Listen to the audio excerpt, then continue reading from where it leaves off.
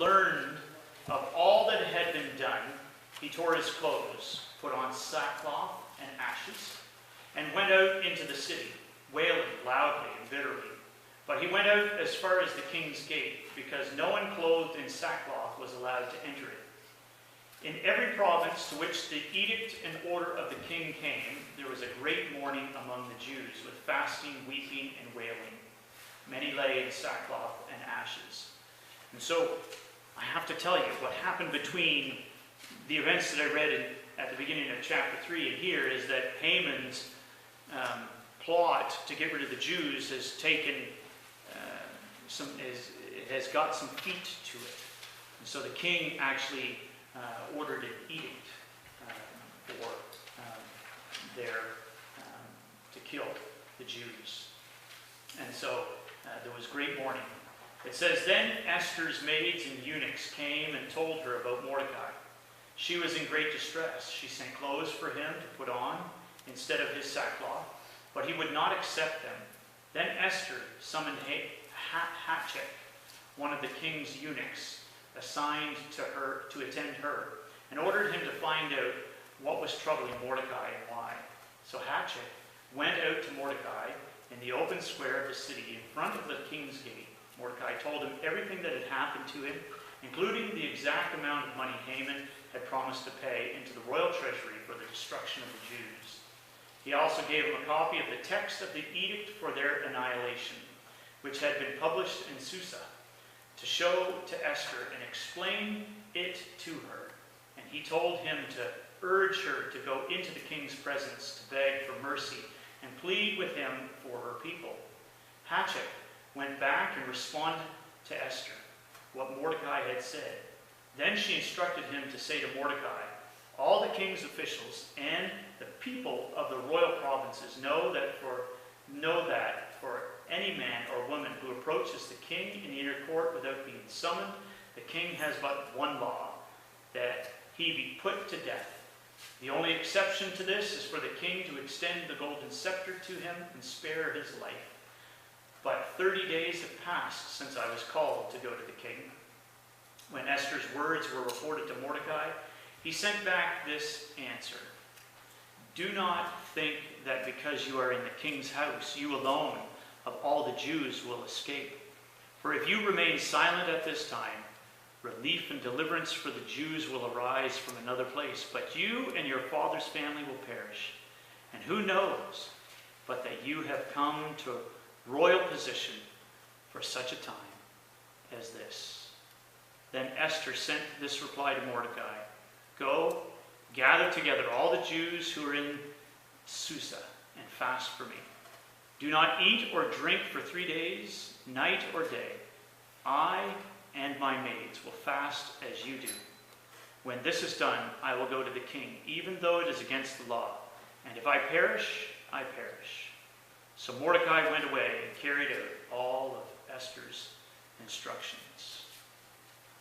This morning I've named or put the title to my sermon, For Such a Time as This. I was reading this week about a guy who was walking along the beach, and he came across a lamp that was sitting in the sand, and he picked it up. He rubbed it, and of course out came a genie. And the genie told this new master he would grant to the man 3 wishes. First, the guy began, I would like $1 million. Poof, $1 million was suddenly showing on his checkbook balance. Second, he said, I would like a new Mercedes-Benz. Poof, there on the beach, right beside him was a new Mercedes-Benz, right in the sand. Third, the guy smirked. I would like to be irresistible to women. Poof, he became a box of chocolates.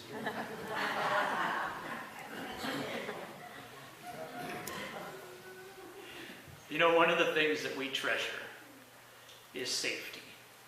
Even though we know that safety in life, it carries no great guarantees. Possessions can be destroyed. Beauty fades. Relationships can be broken.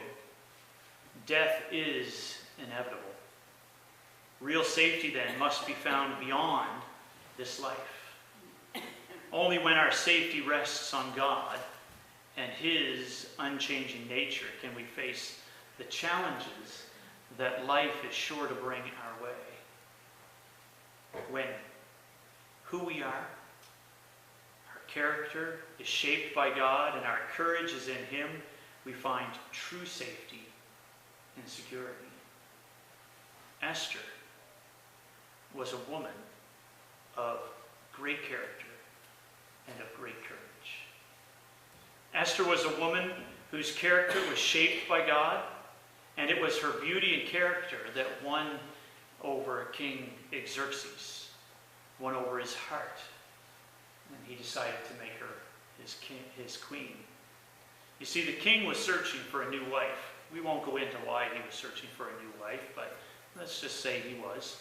And as a result of a long and involved process, basically a beauty pageant, Esther became the new queen. And eventually, as we saw in chapter 3, Mordecai was willing to serve the king, but he refused to bow and worship the king's representative. So Haman got a little upset. He had a little bit of an ego problem. And he decided to take it into his power to plot against Mordecai to get him killed. But not just him, but he wanted all of Mordecai's people to die. The Jews, because he would not bow the knee to him. And if all the Jews died, that would include Queen Esther, as Mordecai had said to Esther. So Mordecai, as we know, approaches to see if she could do anything about it, but as she said, the problem was that if she approached the king without an invitation, well, the king would put her to death. And to this Mordecai said to Esther in Esther 4:14, he said, "Who knows but that you have come to a royal position for such a time as this?" So even in her favored position, she decided that she would risk her life by attempting to see the king. There was no guarantee that the king would even see her. There was no guarantee of safety. Didn't matter if she was the queen. There was a law. And this fella, King Xerxes, he was a pretty tough nut. But cautiously and courageously, Esther decided to risk her life by approaching the king on behalf of her people. She made her plans carefully. She asked the Jews, all of the Jews, to fast and to pray, to beseech God, to come before his throne before she went to the king. And she would get all her maids and herself to do the very same thing. And then on the chosen day, she went before him, and he did ask her to come forward and speak. But instead of just coming straight out and blurting it out and asking for him to spare her people, no, she decided to invite him and Haman to a banquet. And so they came. And he was smart enough to realize that she had something else on her mind. But she decided that she would not tell him the first time. She decided that she would invite him to a second banquet. And at the second banquet was when she brought forward. But in the meantime, God was working behind the scenes. And he caused King Xerxes to have a hard night's rest. He wasn't able to sleep all that well. And so he decided to get the historical record. Think about this. The guy decided that he needed the historical record to be read to him so that he could get to sleep. Must have been pretty boring, I suspect. However, when the historical record was read to him, the king discovered that Mordecai had once saved his life, and that he had done nothing. No pomp and circumstance, no reward, nothing. So he decided that he would honor Mordecai for that act. But during the second banquet, Esther, at the same time, Esther told the king of Haman's plot against the Jews, and Haman was doomed. It's ironic, that Haman took a lot of care in making gallows to be able to take out the Jews that were then used on him instead of Mordecai. You see, Esther risked everything. She risked her very life to beseech the king on behalf of her people. And even though the name of God isn't even mentioned in the book of Esther, you know that he is very much evident and present in this story. Esther risked her life, and it was her courage and it was her character that came through, that shone through. And Esther was called to make a decision: to obey the legal expectations of the king or attempt the plea. But Esther placed her trust in God for such a time as this, to be used to save God's people from certain destruction. And you know something? God has placed us where we are in our neighborhood for such a time as this, to serve him, to be people of character and courage, to be disciples of Jesus. You see, our character as Christ's disciples is to be shaped by him, to be shaped by the Holy Spirit, to be shaped by his life living in us and through us. You see, the fruit of the Spirit is what's called the work of the Holy Spirit. The fruit is the natural outcome of God living in us. It's the same as an apple tree. What are you going to get from an apple tree? You're going to get apples, right? If you want oranges, you need to get them from what? An apple tree? Well, no. The natural outcome of an orange tree is oranges. Now, I heard an interesting thing this week that just blew my mind. And you can look it up on Google. There's a new plant that's out there. It's called ketchup and fries. Okay? And what it is it's a potato plant under the ground, but it's a cherry tomato plant above the ground. Talk about messing around with things, but you would think that, potatoes and cherry tomatoes wouldn't get together, but I guess they have. Anyway, that's besides the point. But the spontaneous outcome of the Spirit living in us is the fruit of the Spirit. As we see in Galatians 5:22 and 23, it says, "But the fruit of the Spirit is love, joy, peace, forbearance, kindness, goodness, faithfulness, gentleness, and self-control. Against such things there is no law." You see, the Spirit produces these character traits that are found in the nature of Christ. They're produced within us. They're byproducts of Christ's control in our lives. We can't obtain them by trying to get them without his help. If we want the fruit of the Spirit to grow in us, we must join our lives to Christ. In Jordan Falls, one of the gentlemen, we were doing a Bible study on the fruit of the Spirit, and he said to me, and I'll always remember this line, he said, patience is like a crab apple in my life. Still there, but it's not a big, glorious apple.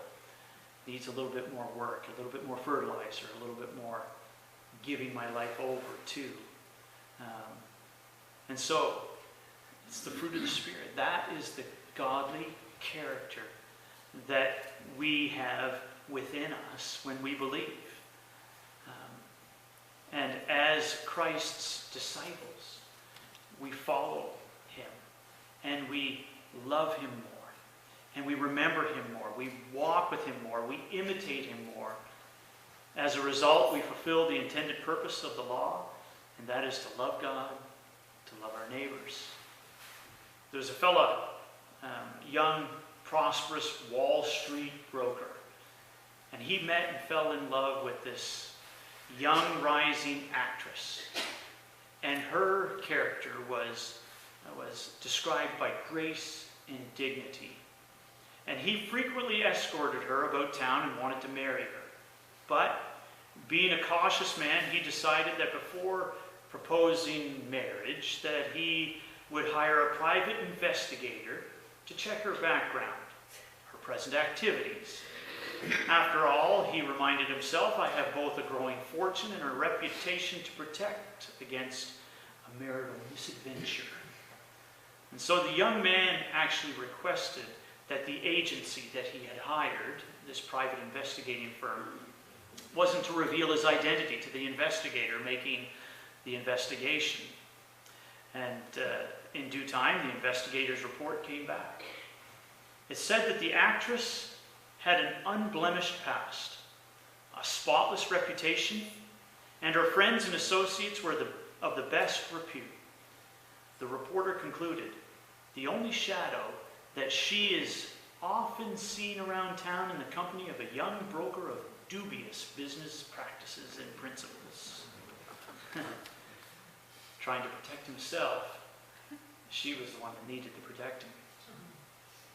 You see, our character and our courage need to be grounded in Christ. He is our courage. He is the one who strengthens us. He is the one who protects us. He is the one who guides us in order to send us out into this world where there is so much evil. He is the one who is at our side, working with us. And he continues to work with us because the strongest person on earth is infinitely weaker than God. And we need his courage and strength. Some years ago, Premier Khrushchev was speaking before the Supreme Soviet and was severely critical of the late Premier Stalin. While he was speaking, someone from the audience sent up a note that said, "What were you doing when Stalin committed all of these atrocities?" And Khrushchev shouted, "Who sent that note? Who sent that note?" Not a person stood up. "I'll give you 1 minute to stand up." The seconds ticked off. Still no one moved. "All right, I'll tell you what I was doing. I was doing exactly what the writer of this note was doing. Exactly nothing. I was afraid to be counted." Think about that. For such a time as this, Mordecai said to Esther. An amazing fact about Esther, as I had mentioned earlier, is that God is not mentioned in this book. Yet within Mordecai's challenge to Esther is a profound biblical truth. It's a truth based upon the belief that God is active in human lives and in history, because it is his story. Mordecai believed that God had been preparing Esther all of her life for this major crisis, had been shaping her character, had been shaping who she was, and placed her in this position for such a time as this. For such a time as this. She became queen to this powerful Persian king by no accident. She came to be in a crucial position at just the right time because God had put her in that position for such a time as this. And this reminds me of a somewhat similar situation. Centuries earlier, there was a young man by the name of Joseph. And Joseph was the 11th son of, what was that guy's name again? Do you remember who Joseph's dad was? Anybody? Somebody's going to tell me. Jacob, right? Because it was Abraham, Isaac, and Jacob, and Joseph was his son. And you know, Joseph had a couple of dreams where all of his brothers were kneeling down at him. The brothers got kind of upset with him. He came out to check on them. You know, Dad had sent me out to check on you, see, make sure you were looking after the sheep well. And they decided to kill him. But then one of his brothers stood up for him. I think his name was Reuben. Stood up and said, "Nah, let's just throw him into the cistern." And then they sent him, you know, sold him into slavery. And then time went by. And of course, God blessed Joseph in Egypt. Potiphar, he was a slave, and Potiphar's house was blessed because he was there. He was trapped by Potiphar's wife, sent to jail. He's in jail, and what happens there? Well, God blesses him there as well. And the Pharaoh finds out that he knows how to interpret dreams. And so it progresses, of course, where Joseph becomes the right-hand man to the Pharaoh in a time of drought. And his brothers come to Egypt looking for food. He knows who they are, but they have no clue who he is. And then he traps them and, you know, all that stuff that goes on. But you see, God had placed Joseph in this position at just the right time, for such a time as this. And Joseph saw God's hand at work, did not seek revenge on his brothers, which he could have very easily. Instead, as we see in Genesis 45:5, he says, "Now, do not be distressed and do not be angry with yourselves for selling me here, because it was to save lives that God sent me ahead of you." You know, sometimes when we're walking through life, we can think to ourselves, what is God up to? And what's happening in this world? We need to know that God is still in control, and that for such a time as this, he has placed us where we are, to be engaged in the lives of the people who are around us and in our lives, for such a time as this. You see, most of our lives, we're not, heroic. We're not making, big, grand gestures. But God has called us each and every day in the decisions that we make to be spiritually heroic. Though the stories of our lives may never make the front page of the newspaper, God calls us to be people of character and courage. People who live with Christ, for Christ, with Christ in us. Mordecai said to Esther in Esther 4:14, "Who knows but that you may have come to this royal position for such a time as this?" And as we close this morning, I just want to leave you with a question. And that is, who knows but that you have come to live in this neighborhood for such a time as this? To be his in all things.